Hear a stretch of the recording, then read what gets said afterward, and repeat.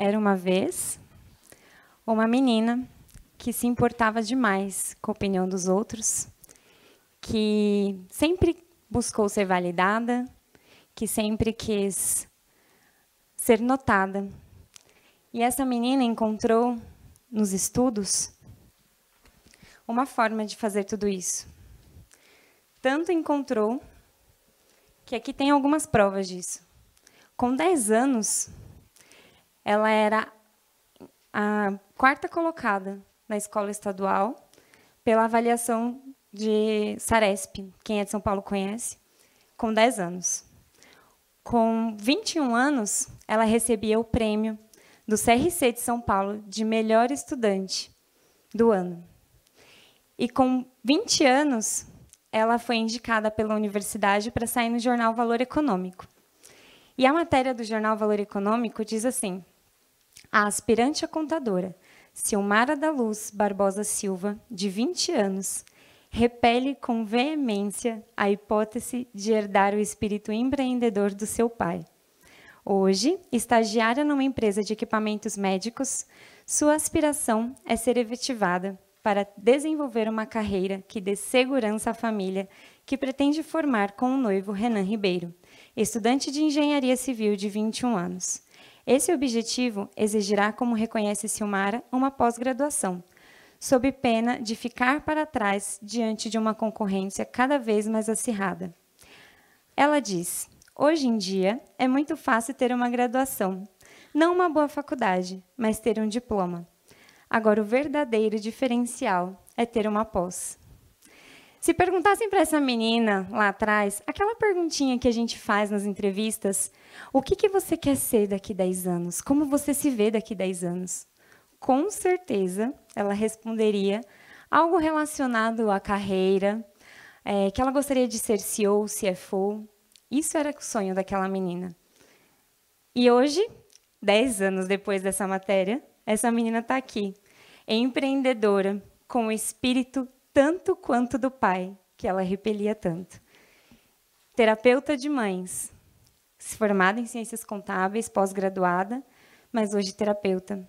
Com uma família linda, por coincidência, com o mesmo noivo daqui da matéria, que também é empreendedor, com um filho maravilhoso e que hoje traz segurança para sua família, mas que aprendeu que a segurança vai muito além de simplesmente ter uma carreira. E eu quero dizer para vocês hoje que, e antes de eu continuar minha palestra, eu só quero falar para vocês que eu também quero fazer um sorteio. Eu vou sortear o meu livro, só que o meu sorteio vai ser diferente. Eu quero que vocês tirem uma foto da palestra e vocês escrevam o que mais marcou você da palestra e me marca no Instagram. Eu vou sortear entre essas pessoas o livro. E eu quero falar para vocês que é possível, sim, viver do seu propósito. Às vezes a gente pensa que a gente precisa escolher entre ser bem remunerada e viver do seu propósito. Mas eu estou aqui hoje, dando a cara a tapa, para dizer para vocês que não, que você pode viver do seu propósito e ser bem remunerada para isso. E eu, para falar isso para vocês, eu quero contar um pouco da minha história. Quem é essa pessoa que está falando essa loucura? Porque o mundo nos diz que nem sempre a gente pode fazer aquilo que a gente ama, porque às vezes não dá dinheiro suficiente. E aqui eu estou uma pessoa que sempre sonhou em ser professora de educação infantil. Só que, como eu disse para vocês no início, eu me preocupava demais com a opinião e com a validação das pessoas. Eu tinha um problema gigantesco de identidade, gigantesco. Só que nessa época eu não sabia. E eu precisava muito da validação das pessoas importantes para mim, para que eu fizesse qualquer coisa na minha vida. E uma dessas pessoas, uma vez me disse: não seja professora, não. Isso aí não dá dinheiro, isso não dá futuro. Esse país não remunera bem os professores. E essa validação era muito importante para mim. Então, naquele dia, eu decidi que eu não seria mais professora. E eu me lembro como se fosse hoje, que eu cheguei em casa e perguntei para minha mãe: mãe, o que eu posso ser que seja importante e que tenha a ver com matemática? Porque eu era apaixonada por matemática. E minha mãe disse para mim: você pode ser contadora. E com 10 anos eu decidi que eu ia ser contadora e nunca mais eu mudei de ideia, sem nem mesmo saber o que era contabilidade. Por muito tempo, vivi, me sustentei da minha profissão. Passei 8 anos. Como eu disse para vocês, eu encontrei nos estudos uma maneira de ser notada. Eu sempre quis ser notada. E eu me lembro que tudo que eu fazia, eu virava para minha mãe e dizia: você está orgulhosa de mim? Porque era o que eu precisava para seguir. Sempre precisei da validação das pessoas. Só que isso me fez ser muito infeliz. Vivi 8 anos da minha vida exercendo maravilhosamente o meu papel. Tenho aqui uma colega que fez pós-graduação comigo, a Gabriela, ela pode dizer isso. Fiz pós, sempre tentei ser a melhor em tudo que eu fazia. E sempre consegui. Mas eu não era feliz, eu não era completa, porque eu sempre estava procurando a validação dos outros e esquecia a minha validação. E isso foi me correndo por muito tempo. Por muito tempo. E como é que eu tentava preencher esse vazio? Eu era uma pessoa versátil, aquela pau para toda obra. Eu vivia do meu trabalho, trabalhei em grandes empresas. Eu fui contadora da Johnson & Johnson. Mas nada me preenchia. Então, eu buscava nas minhas rendas extras uma forma de achar o meu propósito, de fazer algo que me preenchesse. Eu já fui, gente, de tudo que vocês possam imaginar. Eu já fui diretora de vendas da Mary Kay.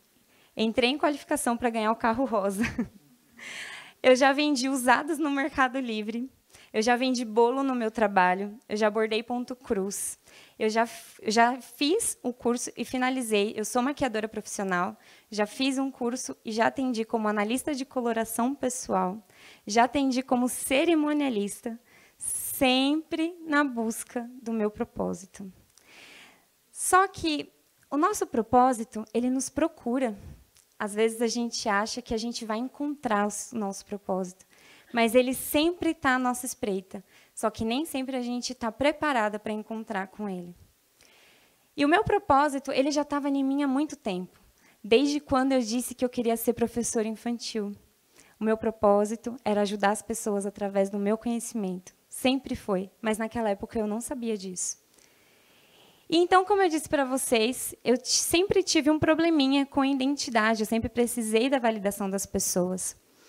E por eu ter esse problema de identidade e sempre encontrar no meu trabalho e nos meus estudos a validação que eu precisava das pessoas, eu engravidei, porque sempre quis ser mãe. E quando eu tive meu filho, eu me vi naquele momento em que eu não conseguia mais ser tão útil quanto eu gostaria. Eu não conseguia mais fazer tantas coisas e ser uma pessoa tão versátil quanto eu gostaria. Então, eu entrei numa depressão pós-parto. E antes mesmo de começar a erguer a minha cabeça para fora nessa depressão, veio a pandemia. O meu filho é de 2019. Em março de 2020 veio a pandemia. Meu filho tinha 5 meses. Então, eu tive que me trancar em casa com um bebê de 5 meses, com uma depressão pós-parto. E o Covid bateu na minha porta e levou o meu pai. Nesse momento, que eu não tinha me recuperado ainda da minha depressão pós-parto, eu afundei, que nem espiral. Mas o nosso propósito sempre nos procura. E eu costumo dizer que de tudo que é ruim, Deus sempre vai tirar um bem maior. E o meu propósito estava lá, só me esperando. E eu tentei de tudo para me levantar. Muitas terapias. Já passei por tudo que vocês possam imaginar. Confissão com o padre, terapias, hipnose, tudo. Nada me tirava do meu buraco. Porque eu entendi que o meu problema era eu. Eu era o meu próprio problema.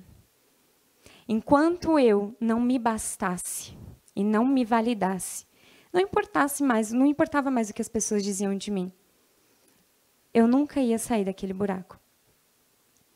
E aí eu entrei no relacionamento mais lindo da minha vida, o relacionamento comigo mesma. Ah, mas bobagem. Experimentem se relacionar, entrar num namoro sério, relacionamento sério comigo mesma. Experimentem entrar num relacionamento sério com você mesma. E eu comecei a flertar comigo. O que será que ela gosta? Porque nem isso eu sabia. Qual é a sua cor favorita? Eu dizia que era vermelho, mas eu descobri que eu dizia isso porque meu pai gostava de vermelho. Nem a minha cor favorita eu sabia.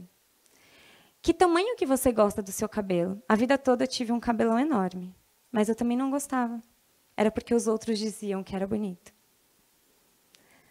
Então eu não sabia nada sobre mim. Alguém aqui, quando encontrou seu esposo, sua esposa, seu namorado, de cara já disse que amava? Porque a gente não ama quem a gente não conhece. E como é que eu podia me amar se eu não me conhecia? E eu não me conhecia nem um pouco. Então eu comecei nesse processo de flerte, de me agradar, de me permitir, de cortar o meu cabelo, de deixar as minhas unhas grandes, que era o que eu gostava, de pintar de escuro.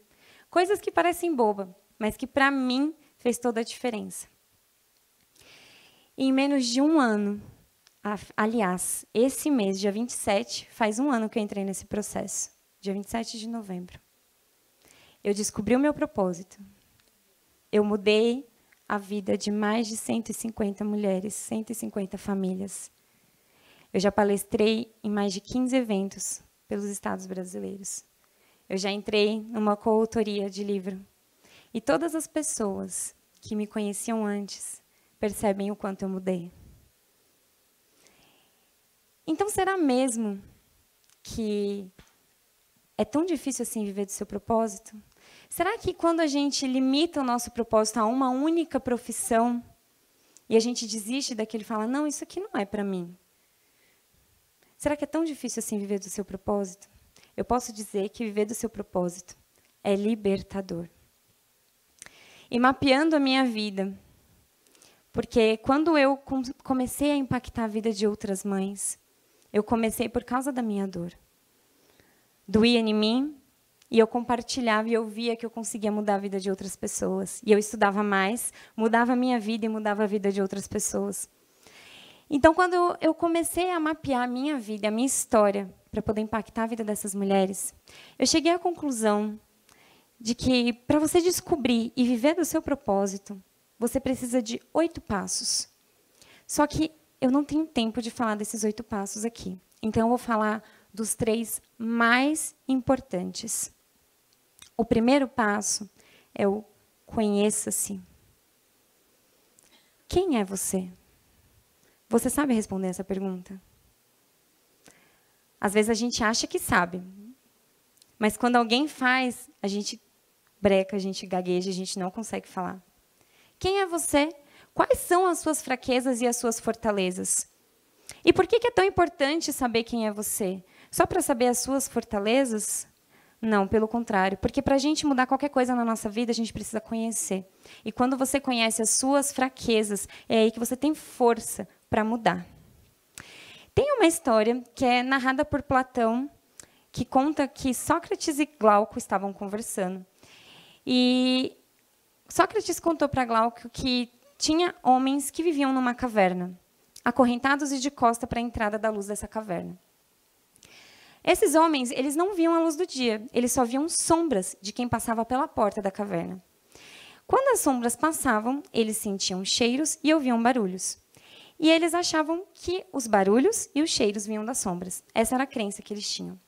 Um desses homens se soltou e conseguiu sair para fora dessa caverna. Quando esse homem saiu para fora dessa caverna, que ele viu pessoas, cores, movimentos, e ele percebeu que a sombra, na verdade, era o reflexo da luz, ele ficou encantado e ele voltou para contar para os companheiros.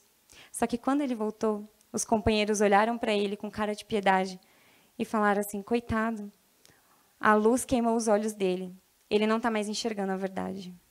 Qual é a moral da história? Não há nada pior do que você não querer enxergar os seus próprios erros.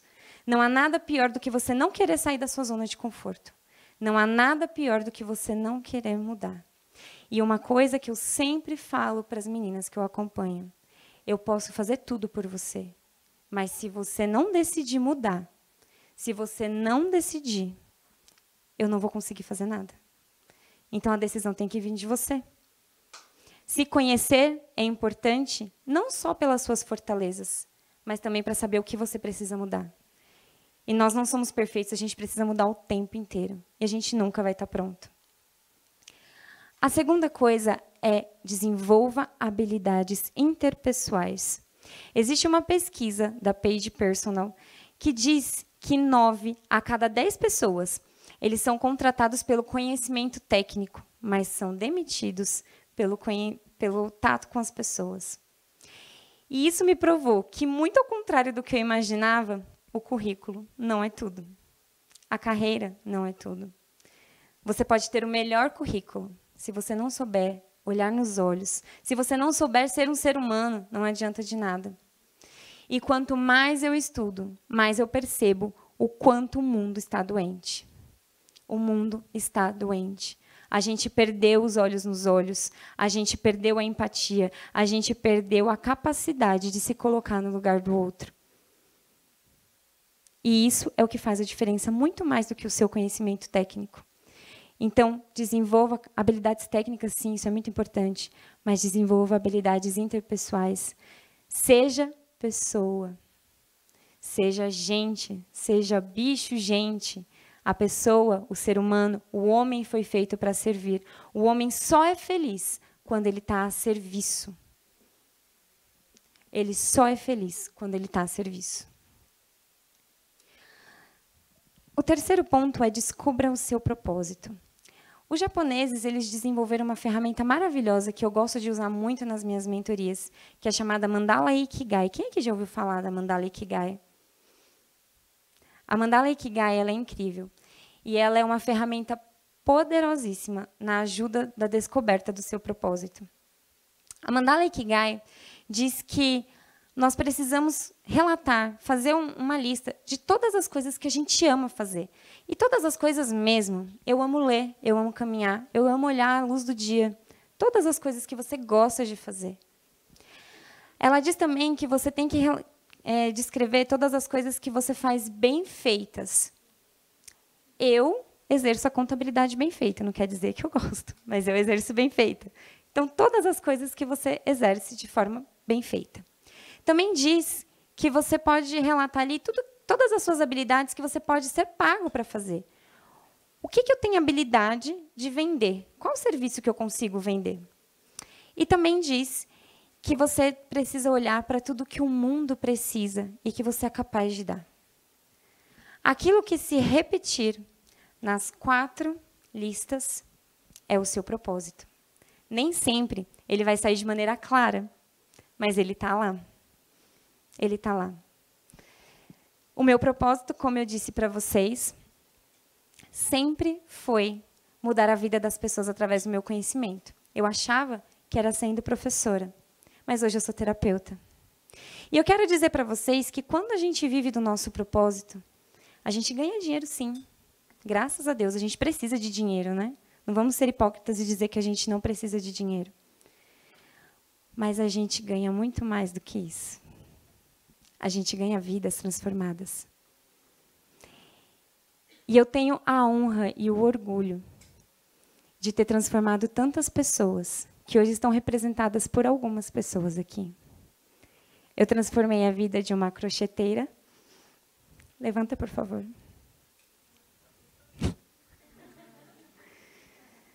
Uma mãe maravilhosa, que duvidava da sua própria capacidade e que hoje tem a vida e da sua família transformada.